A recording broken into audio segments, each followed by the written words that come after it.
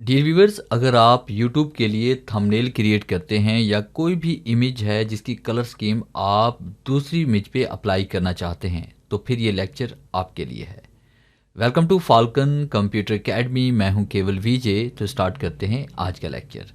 मेरे पास यहाँ पे दो पिक्चर्स हैं, एक पिक्चर ये वाली है और दूसरी पिक्चर मेरे पास ये वाली है। अब उसके बाद हम चाहते हैं कि यहाँ पे इस पिक्चर का हम यहाँ पे बैकग्राउंड जो कलर स्कीम है वो इस जैसी करना चाह रहे हैं जैसे हमारे पास पिक्चर है। तो मैंने क्या किया, यहाँ पे इस पिक्चर मैंने क्लिक किया। क्लिक करके मैं दूसरी पिक्चर के ऊपर इसको इस तरह से अप्लाई कर दूंगा और इस तरह से अप्लाई करने के बाद आप इसको रिसाइज भी कर सकते हैं ज़रूरत के मुताबिक। फिर उसके बाद आपने क्या करना है कि इसका अगर हम रुख चेंज करना चाहते हैं तो राइट क्लिक करके आप यहाँ पे फिलअप हॉरिजॉन्टल कर लेते हैं और फिर उसके बाद हम यही कलर स्कीम यहाँ पर अप्लाई करना चाहते हैं। तो सबसे पहले आपने क्या करना है कि आपने लेयर में से आपने बैकग्राउंड लेयर पे आपने क्लिक करना है।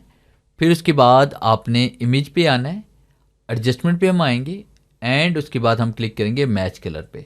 मैच कलर पे क्लिक करने के बाद आपके सामने यहाँ पे ये डायलॉग बॉक्स ओपन होगा मैच कलर का।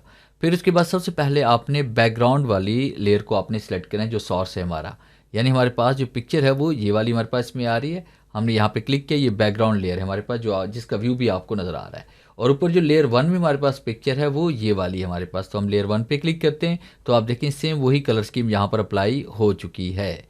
अब उसके बाद देखिए आप यहाँ पे क्लिक करके इमेज की ऑप्शन में से आप इस इमेज को सेट भी कर सकते हैं ज़रूरत के मुताबिक। आप चाहें तो कलर स्कीम को डार्क भी कर सकते हैं और यहाँ पे लाइट भी कर सकते हैं। तो फिलहाल मैंने ये वाली कलर स्कीम अप्लाई की। फेड को कम या ज़्यादा करना चाहते हैं वो भी आप कर सकते हैं।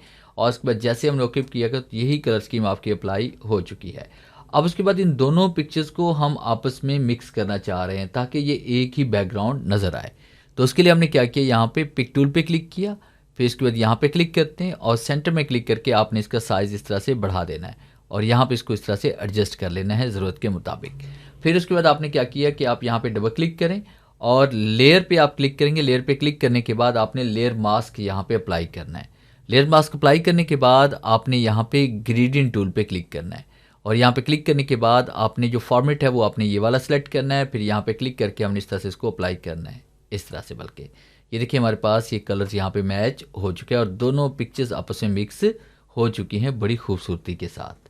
तो इस तरह से आप किसी भी पिक्चर की कलर स्कीम दूसरी पिक्चर पर बड़ी आसानी के साथ अप्लाई कर सकते हैं।